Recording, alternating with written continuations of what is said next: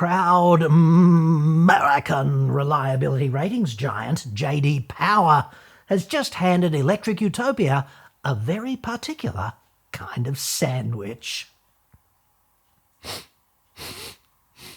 If I'm not mistaken, this evening's flavour, Irish Wolfhound. It's a very distinctive aroma. And wouldn't you know it, I think the kitchen has just run out of bread.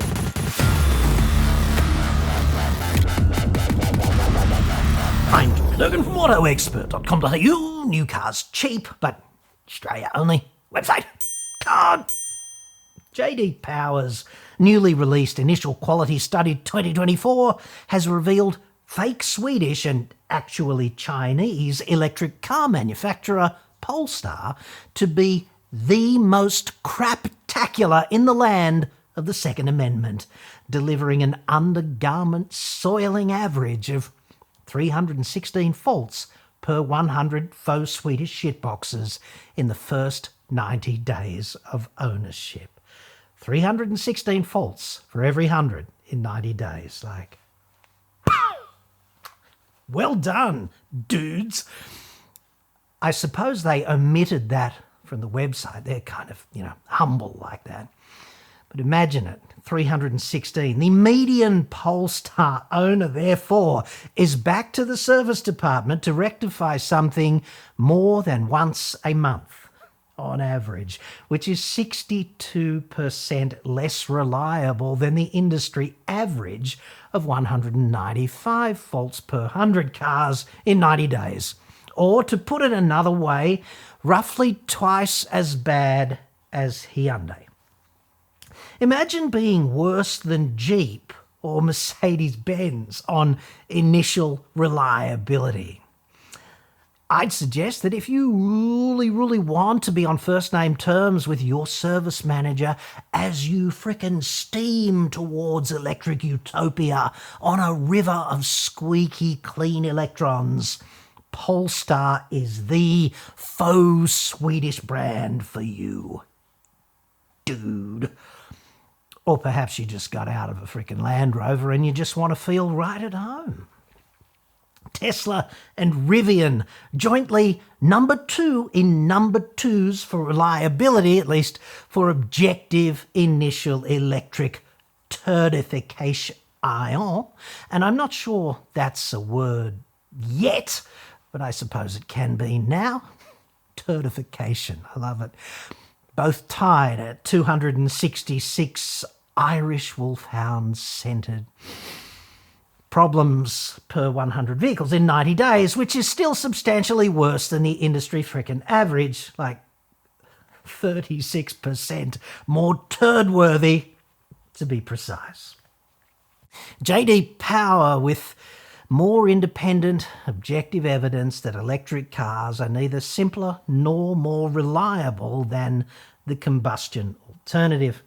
These are facts based on a survey of nearly 100,000 vehicle owners in America.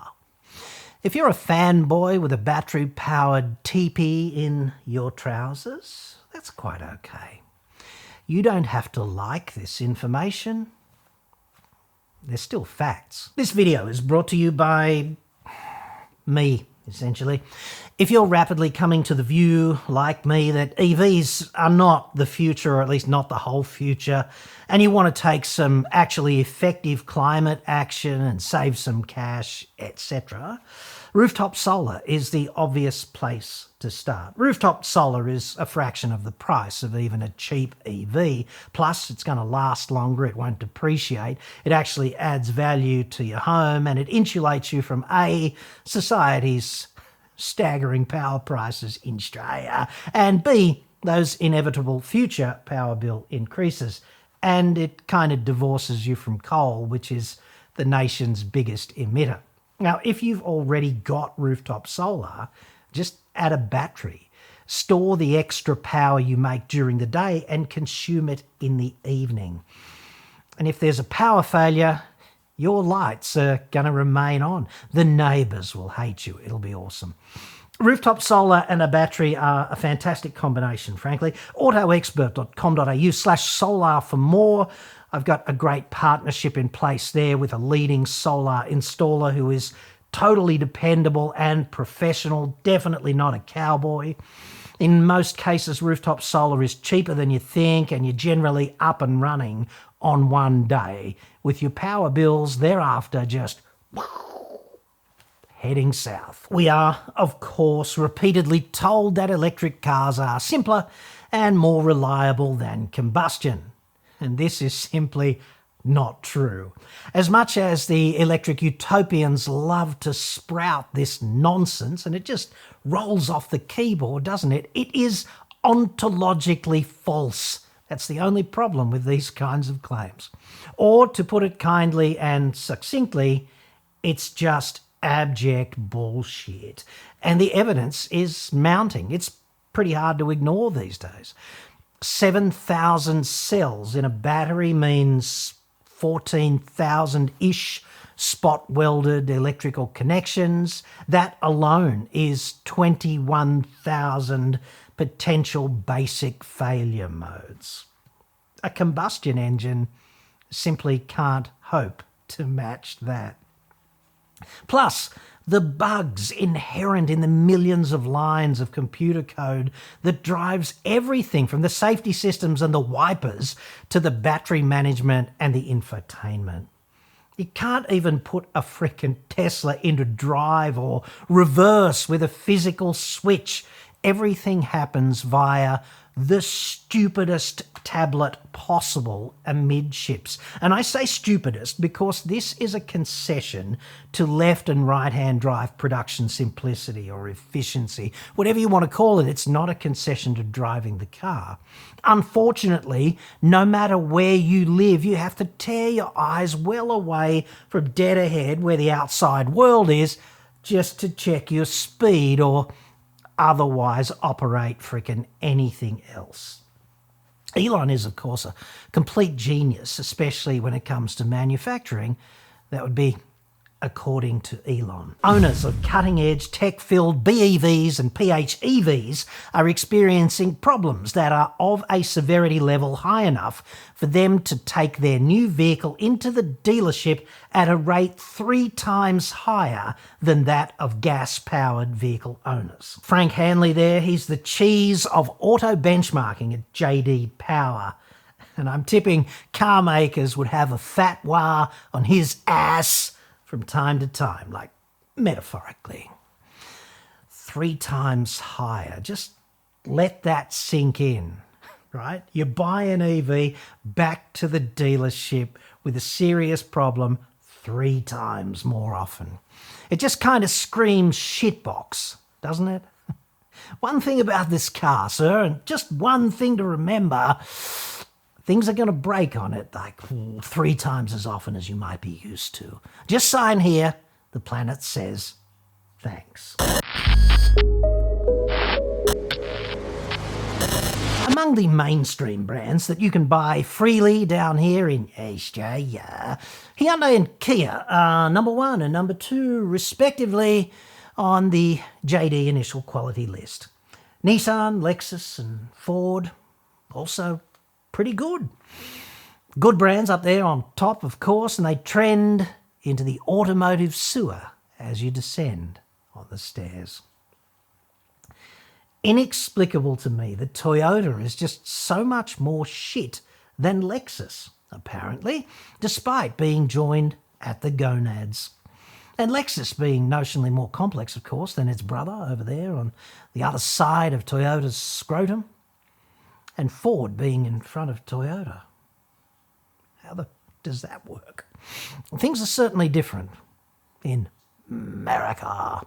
And it runs deeper than just the First and Second Amendment, doesn't it? The inverse is true of Hyundai's Lexus, obviously, Genesis, which is quite a bit further down the list than Hyundai, or Hyundai, as they say up there. Jaguar, substantially better than Land Rover also. And this is perverse because they're both cursed right down to the DNA from the dawn of time. Guaranteed to break down every couple of hours.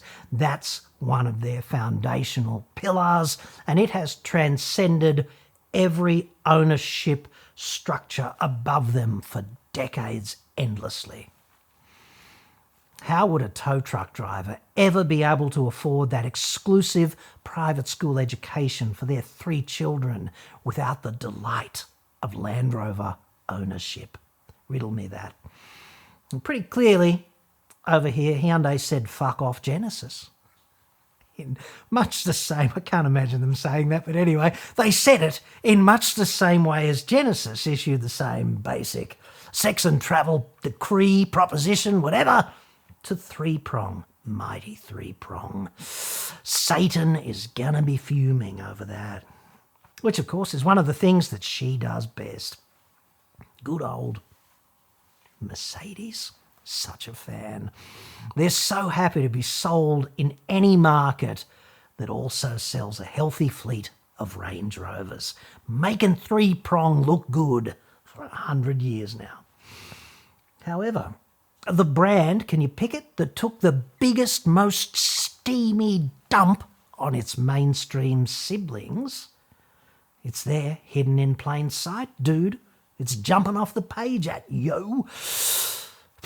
Porsche, of course. 172 faults for every 100 Porsches in 90 days.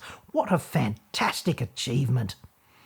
Quite amazing, given that elsewhere in the world's largest criminal automotive enterprise, the Volkswagen Group, Volkswagen, the brand, managed to turn in a staggering 241, which basically punts them fair in the middle of the naughty corner, narrowly edging out Volkswagen for serial masturbators, by which, of course, I mean Audi on 242. Also, well done.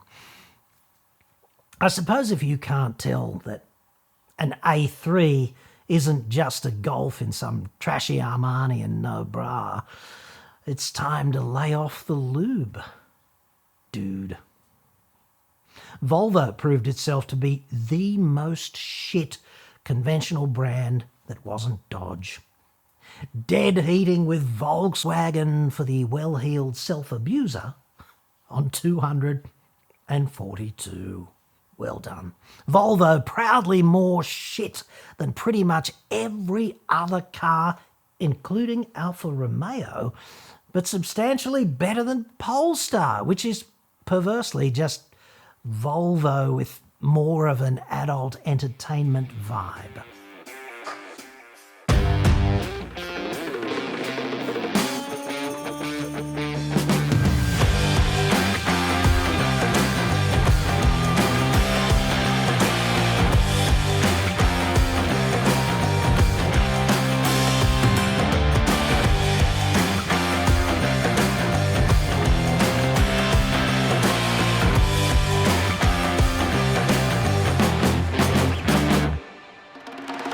That somewhat uplifting segment proudly brought to you by the International Pole Dancing Federation, the Polestar Regional Organisations Nations Group, or Prong, as it is occasionally known.